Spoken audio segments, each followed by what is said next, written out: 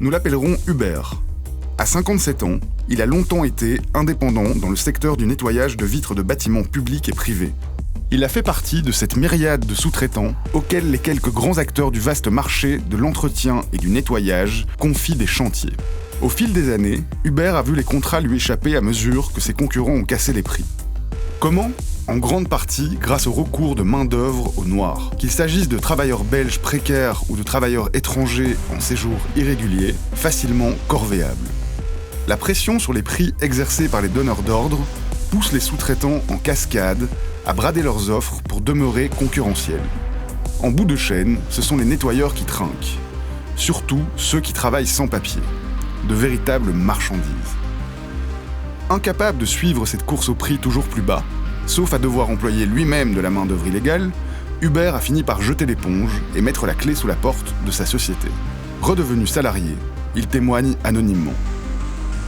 Moi, j'ai été indépendant pendant plusieurs années dans le secteur du nettoyage. Une société qui tournait bien, où certains contrats étaient très intéressants. Mais voilà, beaucoup de travail évidemment, hein, on n'a rien sans rien. Et puis, c'était un système de sous-traitance. On appelle ça le saucissonnage, je pense, dans le milieu. Et je crois que j'étais le troisième échelon de cette sous-traitance, avec des ouvriers, évidemment. Et j'ai constaté quand même pas mal d'autres sociétés qui travaillaient un peu comme moi je le faisais, mais qui, elles, étaient très concurrentielles par rapport au niveau financier qu'on devrait exiger pour ce genre de boulot. Ils emploient beaucoup de gens qui sont dans un besoin urgent de travail, notamment des gens qui sont en situation illégale en Belgique ou en situation de chômage catastrophique.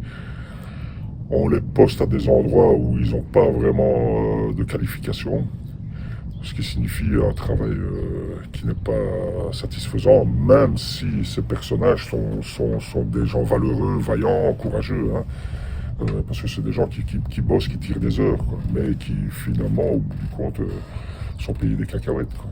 À partir du moment où on continue sans fin le saucissonnage, on en arrive à des prix horaires ridiculement bas, qui font qu'un indépendant en Belgique, en ayant payé ses lois sociales, en ayant payé ses ouvriers, ses charges salariales, ses charges patronales, ne peut pas vivre avec aussi peu d'argent demandé de l'heure dans le travail. Ça, c'est impossible.